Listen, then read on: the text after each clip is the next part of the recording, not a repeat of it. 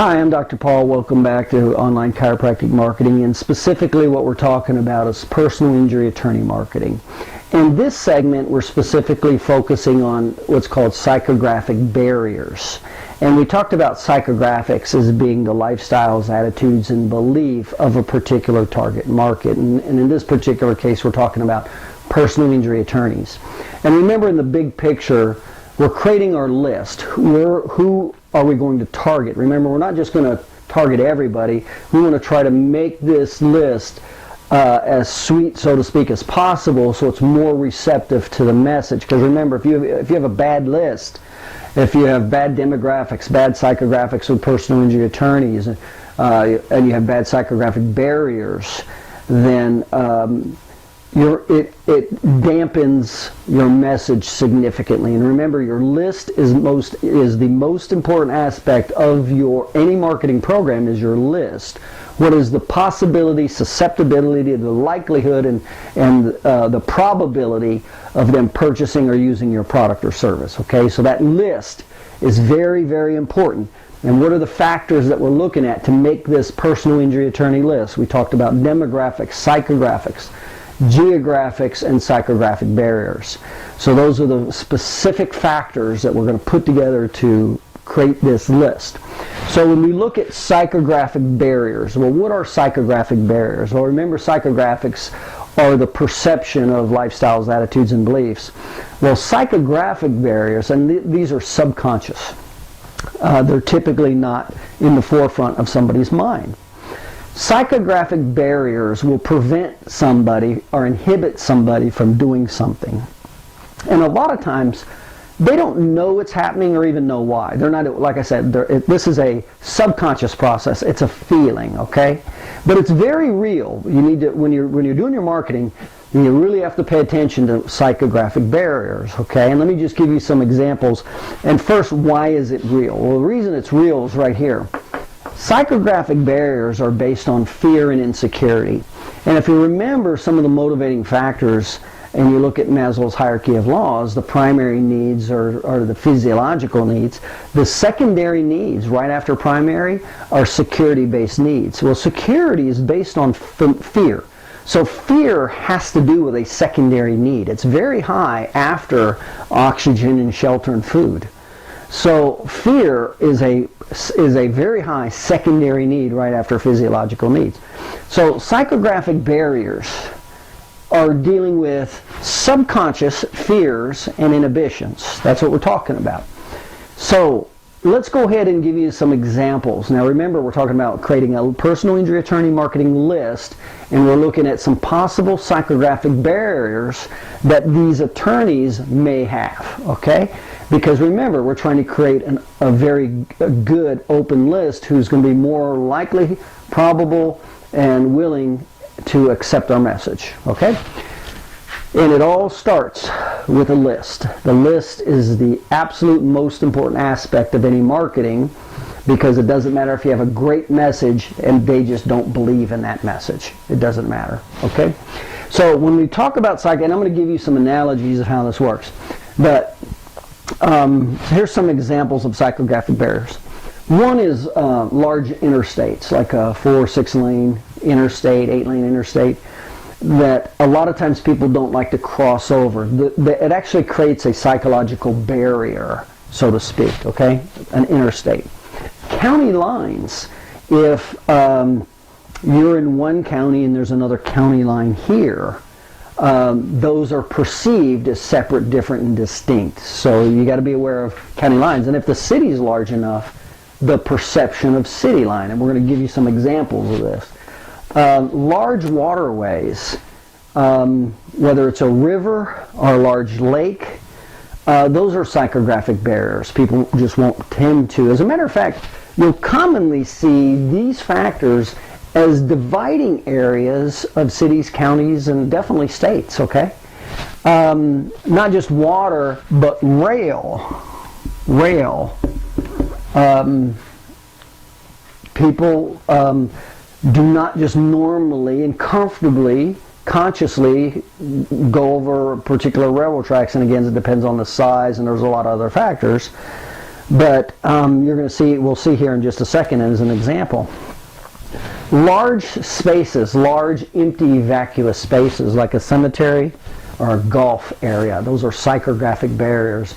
And remember, this is all important because the number one factor after there's an established need working with the personal injury attorney and their patients, specifically their patients, is location. So location is very important, and essentially that's what we're talking about. So industrial parks, the perception that an industrial park gives off, okay, there's some negative associations relative to an industrial park. This is a real big one. Driving in versus out. That is a very big one. And we're referring to the economic hub.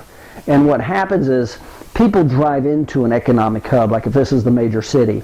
They will typically work and drive in towards economic hubs because that's where more, as you drive in, that's where more and more of the activities are, whether it's shopping or whatever it is, your work itself.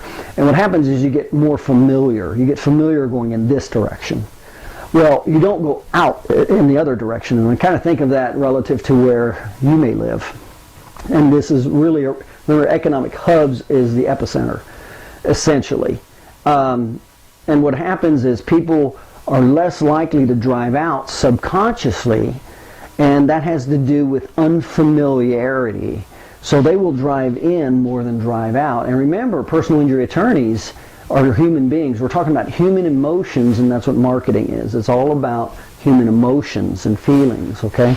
So in versus out.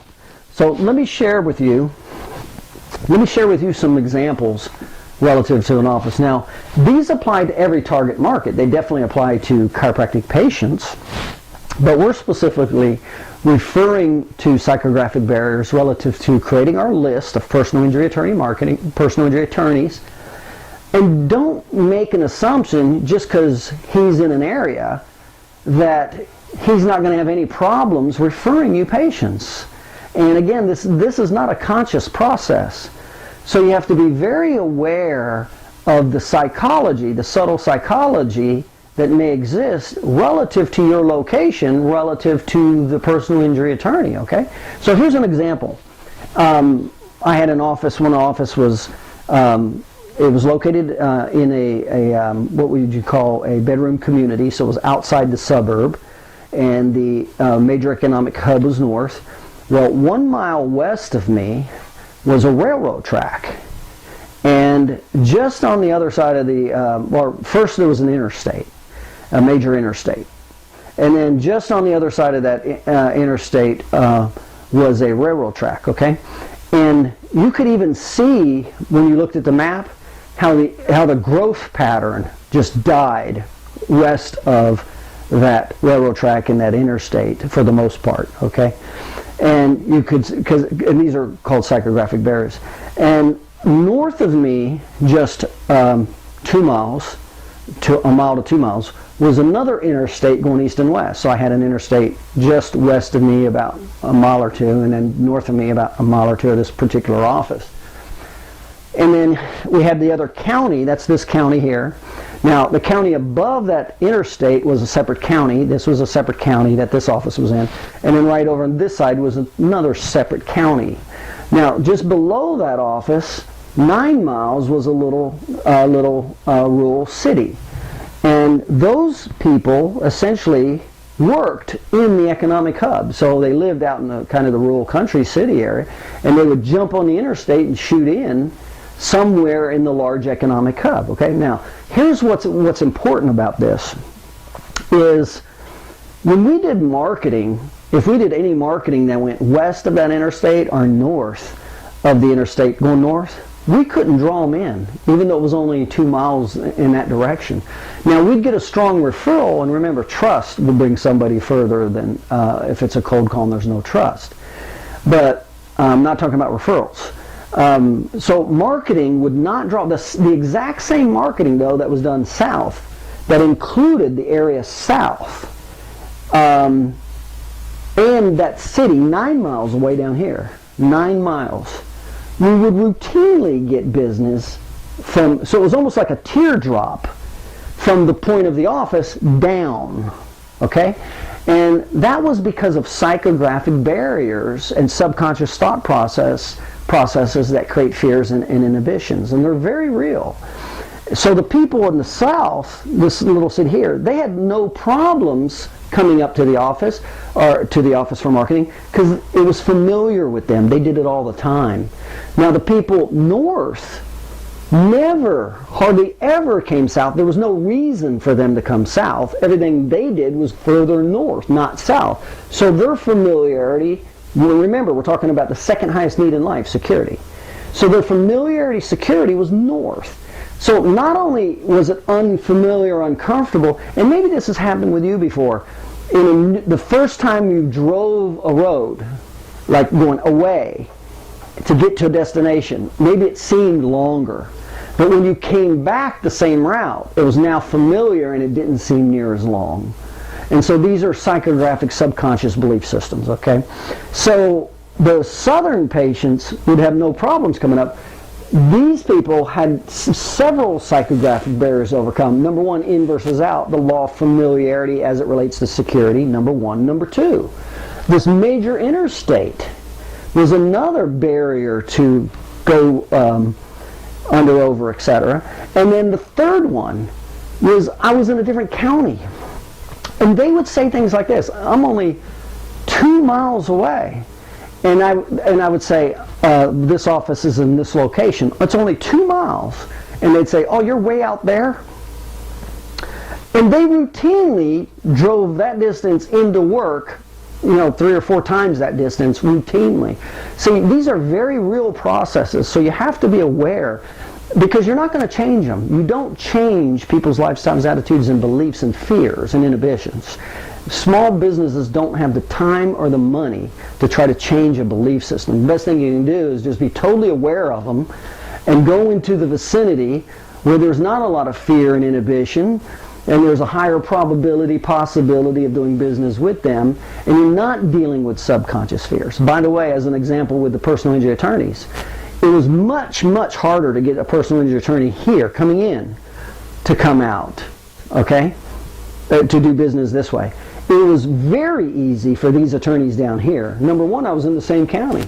Number two is they were used to going in that direction also. Now what's interesting is the county next to me over here, this office. It was more difficult to get business from this county, from referrals from this particular attorney. Now, also be aware that they typically don't get business from here to over there. They will attract business within their city and their county for the most part. So that is true. But all I'm just sharing with you is the distance going north, it was very difficult to deal with attorneys, have attorneys refer coming down. It was very easy for the attorneys in my county with that familiarity and no subconscious obstacles or perceptions or things like that, as well as this county over here. That was more difficult, and this one was really more difficult because they went directly north also into the county. They had to go through a lot of side streets and backways. There wasn't a direct route going east to west. So there was a lot more inhibitions. And remember, we're talking about subconscious fears and inhibitions. That's what psychographic barriers are. So when you're creating your list and you're putting your list together, just be aware of some potential factors like these. If there are offices in a separate county, another major city that does business going to the economic hub going north, not in your direction, paying more attention to the attorneys that and the patients that go into your flow as opposed to away from your flow regularly on a daily basis. These are very important factors to consider when you're segmenting and isolating and creating your target list, okay? So that's psychographic barriers, and remember we're dealing with subconscious fears and inhibitions, which are very real to the consumer. And we gave you some classic examples right here. These apply, not necessarily specifically these, but psychographic barriers apply in every industry, every product or service. And I'm sure if you think to yourself, there's several products and services, if you thought hard enough, that you probably shy away from that have absolutely nothing to do with the product or service. It has to do with a perception or deep-seated perception or maybe a subconscious fear or something like that, okay? So pay attention to psychographic barriers for your personal injury attorneys when you're putting your list together, okay? All right, this is Dr. Paul. We'll see you in the next segment. You take care.